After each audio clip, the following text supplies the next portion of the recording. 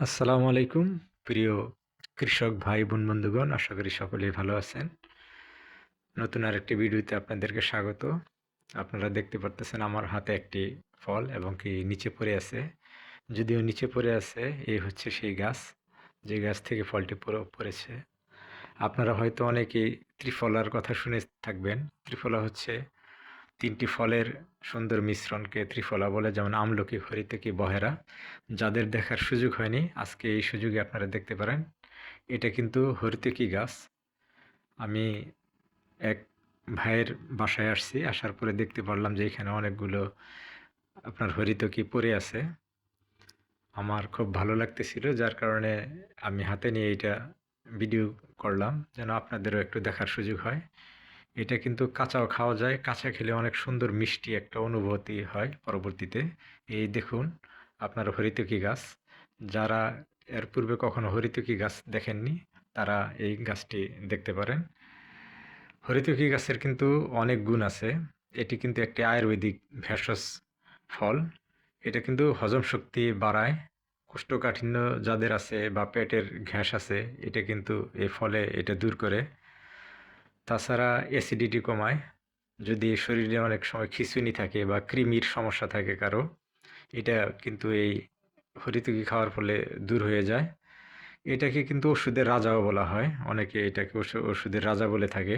এটা কিন্তু ওজনও হ্রাস করে। আর অনেক সময় দেখা যায় যাদের এই চুল পড়ে বা ত্বকের সমস্যা আছে, এটা কিন্তু চুল পড়া ও ত্বকের সমস্যাজনিত যে সমস্যাগুলো আছে এগুলো কিন্তু দূর করে। অনেক সময় এটা গরম জল, মধু এবং ঘির সাথে মিশিয়েও কিন্তু এটা খাওয়া যায়।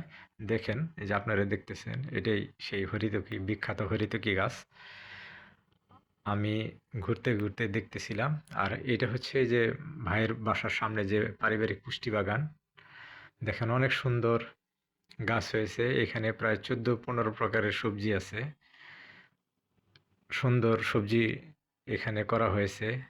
এখান থেকে তুলে খাওয়া হয়। আর সাথেই সে পুকুরের পাড়ে সেই হরিতকি গাছ। আর এটা এখন যে গাছটি দেখতেছেন, এটা কিন্তু অর্জুন গাছ। এই অর্জুন গাছটাও লাগানো হয়েছে। আর আপনারা জানেন যে অর্জুনও কিন্তু একটি ঔষধি গাছ।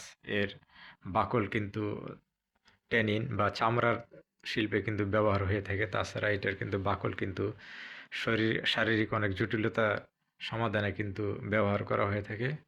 পরবর্তীতে যখন আমি ভিডিও করব, এর উপর একটি পূর্ণাঙ্গ একটি ভিডিও করব আপনার অর্জুন গাছের উপর। এটা ছোট গাছ, এটা আরও বড় হবে। গ্রামের রাস্তা, গ্রাম ঘুরতে খুব ভালোই লাগে। আমিও ঘুরি, হাঁটি। আপনারাও সময় পেলে একটু ঘোরার চেষ্টা করবেন। আমি এখন যেখানে আছি, এটা হচ্ছে আমার ব্লকেরই একটি জায়গা। এই গ্রামটার নাম হচ্ছে গন্ডখোলা, সাখোয়া ইউনিয়ন। আর এখন যে জায়গায় আছি, এটা কিন্তু হচ্ছে মিত্তির বাজার। মিত্তির বাজার বলে অনেকে চিনে থাকে।